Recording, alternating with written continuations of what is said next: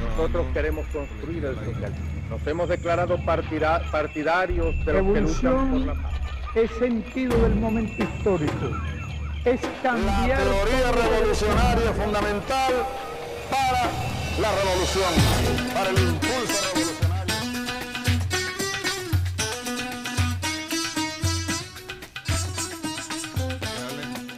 Bienvenidos a esta nueva edición de Escuela de Cuadros. Hoy tenemos un programa temático donde abordaremos la teología de la liberación. Para ello contamos con la presencia permanente de Cira, el compañero Chris Gilbert, mi persona Silvestre Montilla, y contamos con la grata presencia para la facilitación del profesor François Huortard. Él es profesor emérito de la Universidad Católica de Loboina, es sociólogo, es teólogo y además es profesor del Instituto de Altos Estudios de Quito, del Instituto de Altos Estudios Nacionales de Quito. Le damos la bienvenida, le agradecemos por estar aquí con nosotros y para comenzar nos gustaría que nos explicase a nosotros y a los televidentes en qué consiste la teología de la liberación, cuáles son sus postulados fundamentales y cuál sería su principal programa de lucha. Muy bien, muchas gracias primero para invitarme.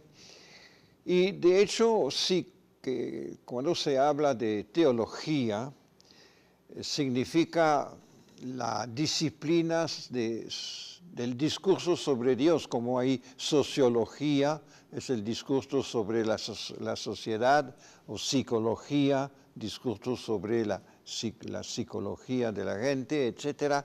Así la teología es el discurso sobre Dios.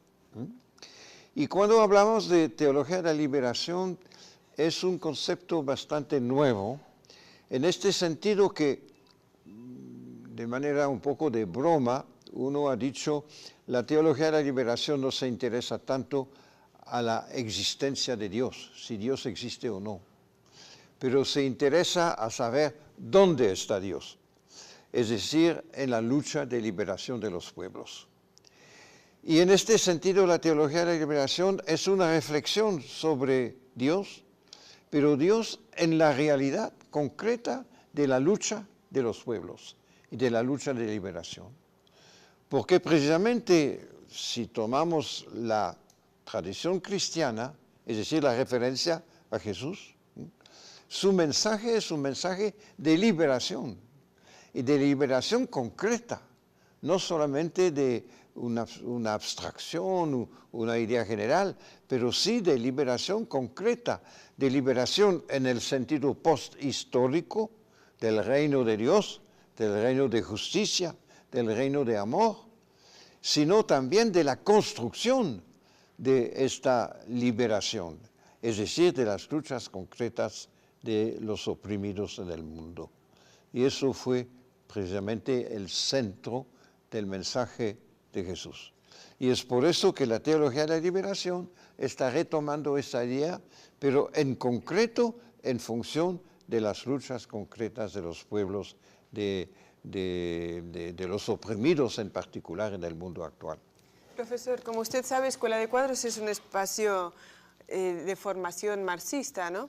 Entonces, quizás merece la pena resaltar o contextualizar por qué en este contexto nos proponemos estudiar la teología de la liberación, más cuando pues, a menudo se dice que Marx dijo que la religión es el opio de los pueblos. Pero desde la perspectiva de la teología de la liberación, que en absoluto rechaza el marxismo, sino que lo asume, entiendo, como un método o una teoría para la transformación, entonces podríamos decir que desde esa perspectiva la teología de la liberación puede ser, o la religión puede ser emancipatoria. Sí, en este sentido justamente cuando hablamos de liberación, debemos saber liberación de qué. Y por eso debemos tener un instrumento para estudiar lo que es la situación de opresión. En el tiempo de Jesús, el tiempo de la Palestina del siglo I, era relativamente simple ver quiénes son los opresores. Y en este sentido, la lucha de Jesús contra todos los poderes de opresión, que sean económico, político, cultural, religioso, era bastante claro. Pero estamos viviendo en un mundo mucho más complejo ahora. Y por eso necesitamos instrumentos de análisis para saber quiénes son los opresores y qué significa la opresión y qué significa la lucha de liberación. Y por eso debemos elegir un instrumento de análisis. Los análisis sociales no son neutrales, siempre son hechas desde un punto de vista, desde un punto particular en la sociedad.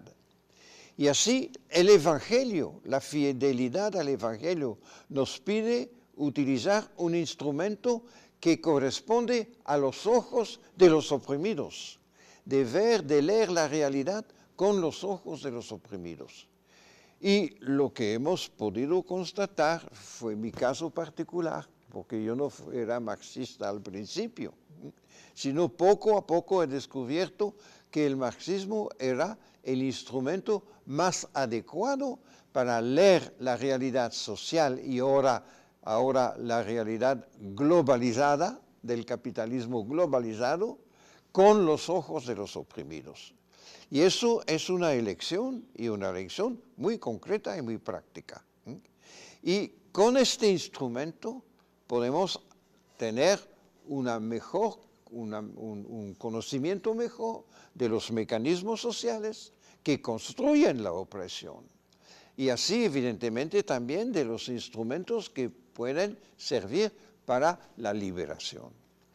Y eso es una lectura que, por una parte, es de inspiración cristiana, o puede ser de otras religiones también, para justamente la identificación con la lucha de los pobres, que ahora son los oprimidos, y que nos exige precisamente un instrumento de análisis. Y es por eso que sí se eligió el instrumento del análisis marxista como el más adecuado para conocer esta realidad. Muchos autores quienes describen o quienes hacen cronología acerca de la historia del cristianismo establecen como dos periodos del cristianismo, uno de carácter originario, subversivo, revolucionario, y un cristianismo más institucionalizado, posterior en la Edad Media, que si se quiere es más opresivo y profundamente dominante. En el contexto latinoamericano, donde a partir de los periodos de conquistas las grandes mayorías históricamente oprimidas tienen una identificación con el cristianismo, ¿cuál sería la importancia que usted le da acerca de la teología de la liberación y cómo, en qué momento ésta se encuentra con el marxismo como postulado programático de transformación social? Bien, de verdad en el cristianismo hubo siempre dos corrientes fundamentales. Un corriente que podríamos llamar profético, es decir, de denuncia de las injusticias y de anuncio de un mundo mejor, con los valores del reino de Dios, que son el amor, la paz, el amor mutual, la justicia, etc. Y por otra parte hubo otra corriente, que es la corriente más institucional, que empezó en particular con Constantino, ya en el siglo XIII, el tercer siglo después de Jesús. Y la institucionalización siempre tiende como tendencia a petrificar una realidad, a hacer de una realidad una cosa que tiene muchas dificultades de adaptarse, de cambiar, y también de identificación con los poderes para sobrevivir. Y estas dos corrientes han existido siempre. En el caso de América Latina, de verdad, el cristianismo vino con la conquista y en una cierta medida como apoyo a la conquista. Pero siempre hemos tenido corrientes como, por ejemplo, de las casas, de protesta contra la injusticia. La teología de la liberación al mismo tiempo se inscribe en una tradición cristiana, que es la religión, bueno, por lo menos oficialmente principal del continente latinoamericano, pero que se identifica con la corriente profética y que hoy día utiliza justamente instrumentos más adecuados para analizar las sociedades en función de lo que existe hoy. Pero no se puede entender tampoco la teología de la liberación sin las comunidades de base, que eran gente de base, campesinos, obreros, estudiantes, etcétera, que luchaban contra el sistema actual, el sistema neoliberal, en particular en los años 60, 70, pero que también tenían una referencia a la fe en Jesús como actor precisamente en su propia sociedad para construir el reino de Dios, no solamente posthistórico, pero también histórico. Y así la teología de la liberación ha nacido de la praxis, antes de nacer como una teoría o como una disciplina. Nació de la praxis de cristianos que en la vida cotidiana han visto que era, por ejemplo, la JOC, la Juventud Obrera Católica, que eran jóvenes obreros o también en América Latina en las plantaciones agrícolas, etcétera, que luchaban contra la justicia de todo ese sistema que todavía existe en muchas partes, pero que no querían perder la fe por eso. No era necesario de ser ateo para luchar contra la injusticia. La teología de la liberación es una corriente del pensamiento que incluye a Gustavo Gutiérrez, Hugo Asman, Leonardo y Clodovis Boff, François Outard, Rubén Dri y John Sobrino, entre otros. Pero también es un reflejo de una praxis previa, es decir, la teología de la liberación es expresión, al nivel de las ideas, de un gran movimiento social, llamado por Michael Lowy cristianismo liberacionista, que emergió a principios de los años 60 y continúa hasta el presente. Este movimiento involucra sectores de la Iglesia, movimientos religiosos de laicos, grupos pastorales populares, movimientos de obreros y campesinos, organizaciones de mujeres y de vecinos. Dos hitos institucionales en la trayectoria de la teología de la liberación son el Concilio Vaticano II de 1963 a 1965, en el que Juan XXIII trató de abrir la Iglesia al mundo moderno, y la Conferencia de Medellín de 1968, en la que se logró imponer la idea de que el mundo al que debería abrirse la Iglesia era al mundo de los pobres. Algunos principios que se encuentran en la teología de la liberación son: un profundo repudio social y moral al capitalismo como sistema injusto e inaceptable, como forma de pecado estructural. El uso del marxismo como instrumento socioanalítico con el fin de entender las causas de la pobreza, las contradicciones del capitalismo y la lucha de clases. La opción preferencial por los pobres y la solidaridad con aquellos que luchan por su liberación. En los años 80, la teología de la liberación recibió fuertes golpes en documentos oficiales emitidos por el Vaticano y con sanciones eclesiásticas contra teóricos clave, pero el movimiento persiste como fuerza e inspiración importante en las bases populares. Me acuerdo que hace algunos años, en 86, fui llamado por el Comité Central del Partido Comunista de Cuba para dar un curso acelerado de Sociología de la Religión. Y la razón fue que intelectuales marxistas de Cuba, que estaban en contacto con Nicaragua, con El Salvador, con Guatemala y con muchos cristianos comprometidos en la acción revolucionaria, y también con la teología de la liberación, no podían más aceptar que la religión era necesariamente el opio del pueblo. Y cuando empecé mi curso, he dicho: si ustedes son realmente marxistas, no pueden ser dogmáticos. Así debemos primero ver la realidad. Y hemos estudiado la realidad histórica de varias religiones y hemos dicho, bueno, ¿cuál es la conclusión? La conclusión es sí, la religión es el opio del pueblo en muchos aspectos, en muchos casos. Pero en otros casos no. Puede ser una inspiración para un compromiso social y un compromiso revolucionario. y bueno, fueron de acuerdo con esta conclusión, ¿no? Y es lo que estamos viviendo también ahora. Vamos a ir cerrando. Creo que el compañero Chris tiene una pregunta, un aporte para el próximo segmento, pero cuando volvamos con Escuela de Cuadros vamos a continuar esta discusión sobre la teología de la liberación, resaltando que uno de los elementos claves es la identificación con los oprimidos. Ya volvemos con más de Escuela de Cuadros. Para el impulso revolucionario.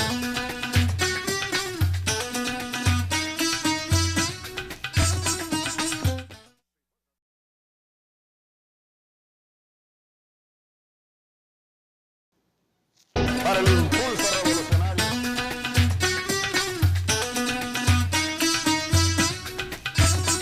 Estamos de vuelta con Escuela de Cuadros y el día de hoy con el profesor François Outard estamos estudiando la teología de la liberación. Este es un programa temático. El compañero Chris tenía una pregunta antes del corte, entonces le vamos a dar la palabra. Sí, aquí en este libro que escribiste, publicado en Ecuador, hay una lectura bastante sofisticada del actuar y el hablar de Jesús en su contexto. Y presentas dos posibilidades en cuanto a la lectura, tanto de la práctica de Jesús y el mesianismo en general. Uno que sería una lectura utópica en que ya el Nuevo Jerusalén está realizado y uno puede decir que es la lectura ideológica o sublimada del mensaje. Hay otra posibilidad que sería una lectura orgánica en que la conciencia religiosa sirve para organizar una clase social, los oprimidos, y existiría tareas por hacer.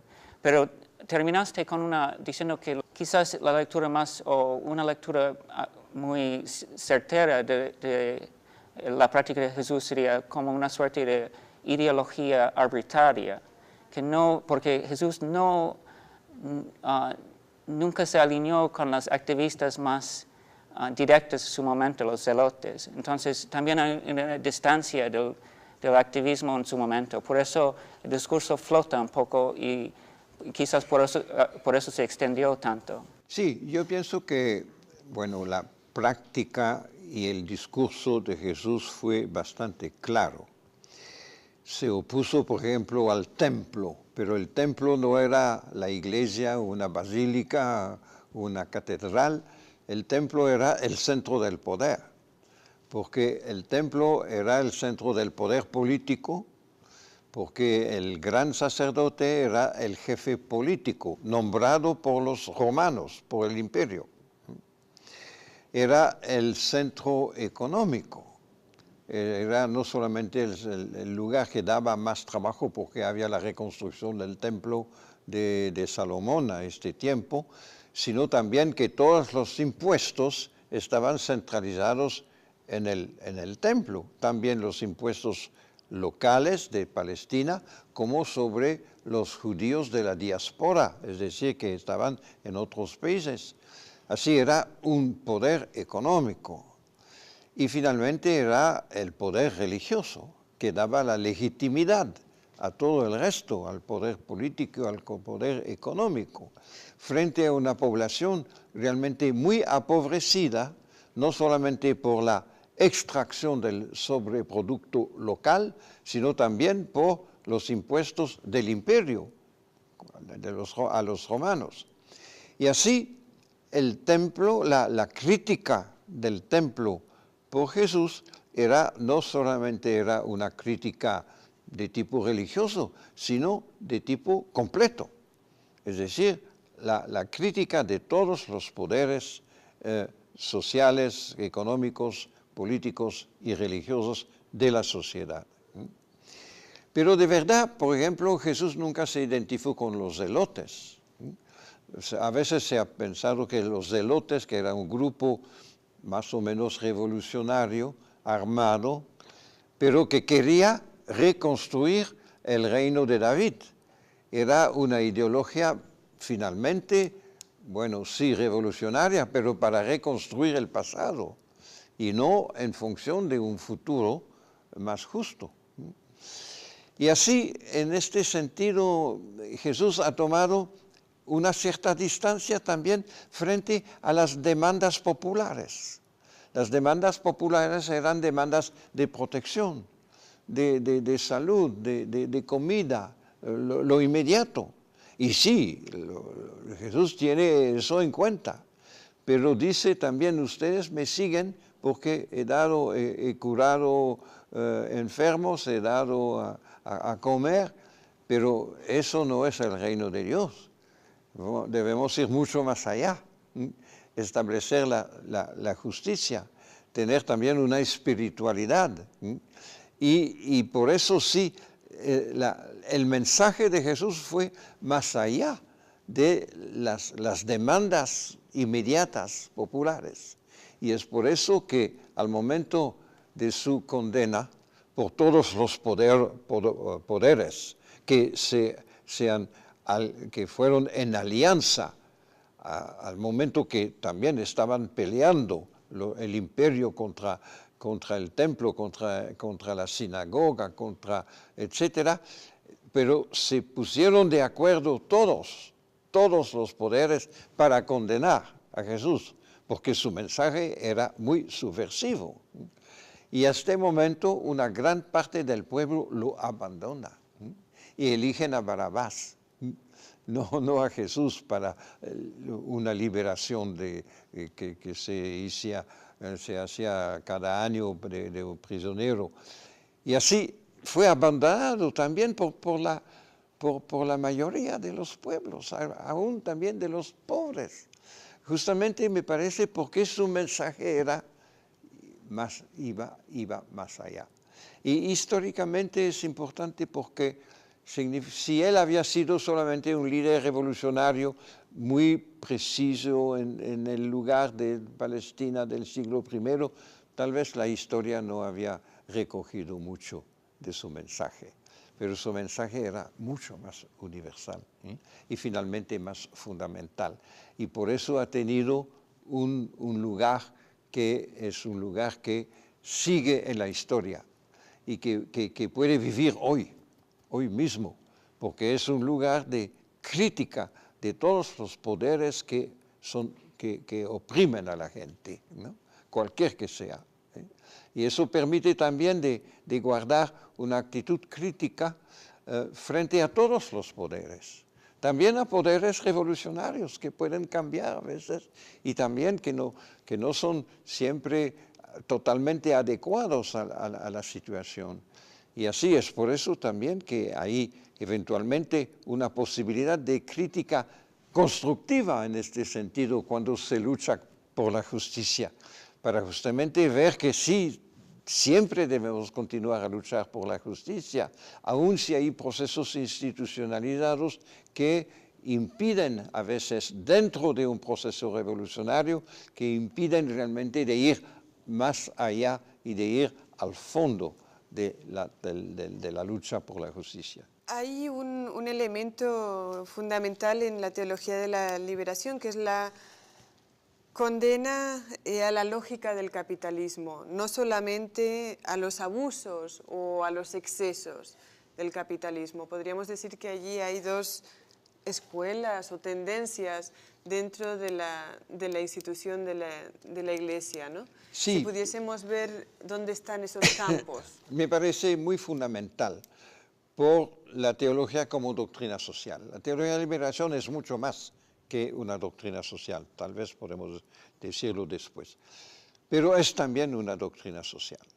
Pero la doctrina social clásica de la Iglesia, que condena el capitalismo, los últimos papas todos han condenado el capitalismo, pero en función de sus abusos y de sus consecuencias negativas, pero no en función de su lógica.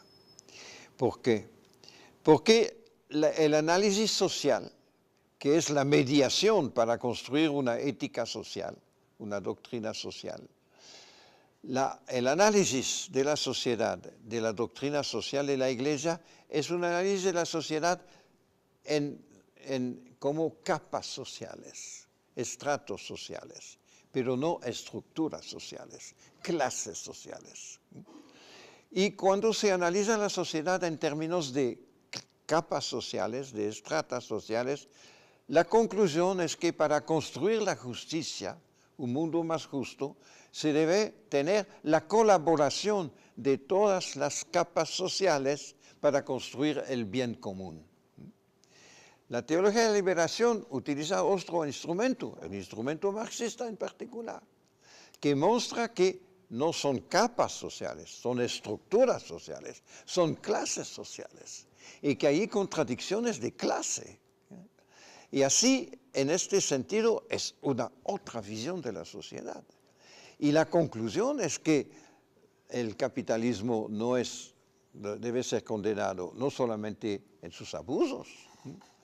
No hay posibilidad de un nuevo capitalismo, de un capitalismo social, como se dice, o de un capitalismo verde. No. Es el capitalismo en su lógica de la construcción de la economía que construye clases sociales de tipo antagonista, ¿no?, que debemos condenar. Y esa es la diferencia entre la doctrina social de la Iglesia clásica y la teología de la liberación. Sí, el concepto de pecado estructural es relevante. Sí, pero el pecado social puede ser aceptado por los dos, de los dos lados, sí. Porque la doctrina social también ha hablado también del pecado, de un pecado que no solamente es individual, pero que es un pecado en las estructuras, sí. Pero yo pienso que justamente la teología de la liberación normalmente va más allá que eso. Bueno, una parte de la teología de la liberación, porque hoy hemos tenido también una teología de la liberación que ha tenido otros aspectos un poco más postmodernos, ¿no?, y que se ha dado importancia a nuevos elementos muy importantes, como el feminismo, como los pueblos indígenas, como la ecología, pero a veces perdiendo un poquito el análisis de las estructuras de la totalidad. Exactamente. Exactamente. Mira, iniciando el programa, usted nos decía que la teología de la liberación se planteaba o superaba la discusión del carácter ontológico de Dios y que se aproximaba a Dios, precisamente desde el hecho más práctico, desde la praxis, desde la existencia, de cómo se traduce en el mundo concreto, pudiésemos decir en el mundo más objetivizado. Pero ¿cuál pudiese ser una crítica, por ejemplo, de la tradición bíblica? No hay separación, aunque hay presencia en mundos distintos, no hay separación entre el mundo de Dios y el mundo del humano, a diferencia de la tradición griega, donde sí existe una especie de dualismo, donde el mundo concreto es como únicamente una participación, una aproximación a ese mundo absoluto que sería el de Dios. Entonces, ¿cuál sería una crítica a esa tradición dualista de la teología? Sí, sí, de una visión de un mundo divino frente a un mundo humano, y de una distinción total entre los dos, que es la tradición más platónica de la filosofía griega. Y yo pienso que sí, que la teología de la liberación en este sentido no sigue las tradiciones de San Agustín o de ciertas corrientes en el mundo católico o cristiano, pero justamente trata de partir de la realidad concreta. De la realidad concreta donde justamente, como os he dicho al principio, que no se interesa tanto saber si Dios existe o no existe, pero ¿dónde está? ¿Dónde está concretamente? Y él está el Dios anunciado por Jesús, ¿no?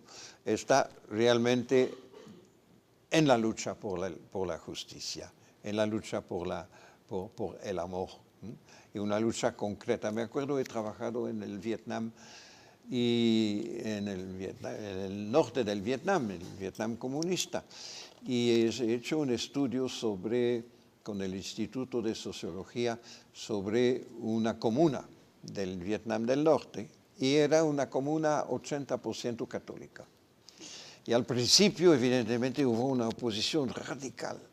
La gente no enviaba sus niños en la escuela porque era una escuela atea, ¿no?, etcétera. Pero después hubo un cambio con la reforma agraria, etc. Y los cristianos allá, los católicos del Vietnam, entraron en el proceso revolucionario. Y me acuerdo que algunos de estos campesinos nos decían, ahora podemos ser cristianos más que antes, porque ahora tenemos estructuras sociales, ¿no?, que nos piden de practicar el amor del otro. Digamos, no decían eso en estas palabras, pero estructuras sociales que permiten justamente que el amor sea eficaz. Profesor, vamos a ir a un corte y cuando volvamos continuamos con esta discusión de la teología de la liberación. Ya volvemos con más de Escuela de Cuadros. Para el impulso revolucionario.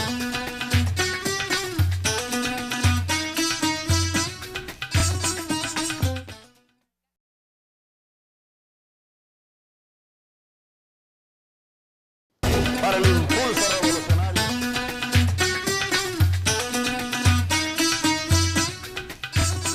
Estamos de vuelta con Escuela de Cuadros. El día de hoy estamos estudiando la teología de la liberación con François Outard. En el segmento anterior usted mencionaba la doctrina social, que la teología de la liberación tenía una doctrina social, pero que era más que simplemente una doctrina social. Si nos puede orientar al respecto. Sí, porque, por ejemplo, es una otra manera de leer la Biblia. De leer la Biblia también con un sentido más crítico, más histórico, que permite de actualizar precisamente el mensaje de la Biblia para el tiempo actual. También es una teología de la Iglesia, es decir, ¿qué es el sentido de la Iglesia como institución? También con una visión crítica, sabiendo que a veces la Iglesia está muy vinculada con los poderes, históricamente hablante. También es una reflexión sobre la liturgia, el sentido de los sacramentos, del bautismo, del matrimonio, de los otros sacramentos, o de toda la liturgia de la Eucaristía. Tiene otro sentido en esta orientación. Y también es una espiritualidad, una manera de vivir la fe cristiana. Así es mucho más que solamente una doctrina social, a pesar del hecho que el punto de base es la identificación con la liberación, la lucha de liberación de los pueblos. Supongo que un elemento de la teología de la liberación que cobra más importancia con cada año es la parte ambiental, la posibilidad de hacer una crítica al capitalismo desde una perspectiva ambientalista. En tu libro habla de la afirmación de la vida que existe en la Biblia, en la doctrina cristiana, y tú opones esto a lo que llamas la economía sacrificial del capitalismo. No sé si quieres elaborar un poco este tema. Sí, de verdad, de verdad. Es una conciencia más reciente, la conciencia ecológica, la conciencia de la destrucción de la naturaleza, que es la creación. Y así, por ejemplo, Leonardo Boff, el teólogo brasileño, ha desarrollado mucho este aspecto en los últimos años, para mostrar cómo la actividad humana orientada por la lógica del mercado está destruyendo la madre tierra, está destruyendo el planeta, y que así, evidentemente, la crítica desde un punto de vista de teología de la liberación tiene que incluir la destrucción, la relación con la naturaleza y la destrucción del planeta por la actividad humana, en función de la lógica del provecho y de la acumulación capitalista. Y es una cosa relativamente nueva, porque es más reciente, pero muy esencial ahora en la teología de la liberación. Usted comentaba que la teología de la liberación era muchísimo más que una doctrina social. Desde el punto de vista del desarrollo teórico, quienes pudiesen ser personalidades resaltantes en el desarrollo de la teología de la liberación. Y bueno, comentábamos en un corte que también que la teología de la liberación iba mucho más allá del ejercicio propiamente teólogo, ¿no? Sino también desde la praxis que se ejerce de las bases cristianas o quienes practican en diversas partes del mundo esta doctrina de liberación. Sí. Y bueno, y también a partir de quienes pudiesen estar desarrollando en este momento desde el punto de vista teórico y práctico la teología de la liberación, ¿qué importancia le daría usted al planteamiento de la teología de la liberación de cara o a la luz de los procesos que hoy se viven en Latinoamérica? Bueno, sí, tú dices muy bien que no hay teología de la liberación sin una praxis. Y la praxis es la praxis de los cristianos que están en un proceso concreto de liberación social, política, económica, etc. Y por eso las comunidades de base fueron un lugar fundamental para el desarrollo de la teología de la liberación. La teología de la liberación es un ejercicio más intelectual, pero en función de una praxis. Y por eso es muy importante. Y evidentemente hubo un retroceso durante los últimos 30 años por la lucha interna de la Iglesia Católica, pero también de otras iglesias, contra la teología de la liberación, lo que ha hecho que la teología de la liberación no ha podido difundirse por los canales habituales de comunicación del catolicismo. Y hubo una interdicción de la teología de la liberación en los seminarios, en las facultades de teología, etc. Hubo una política de nombramiento de obispos contrarios a la teología de la liberación. Así hubo un retroceso real. Pero ahora este tipo de teología es más necesaria que nunca frente a la globalización del capital, al hecho que el capital es un hecho mundial, global. Y así la teología de la liberación, que nació seguramente en América Latina, pero que también se desarrolló en África del Sur en particular, en las iglesias protestantes, o en Asia también, tomando en cuenta el aporte de las grandes religiones tradicionales de Asia.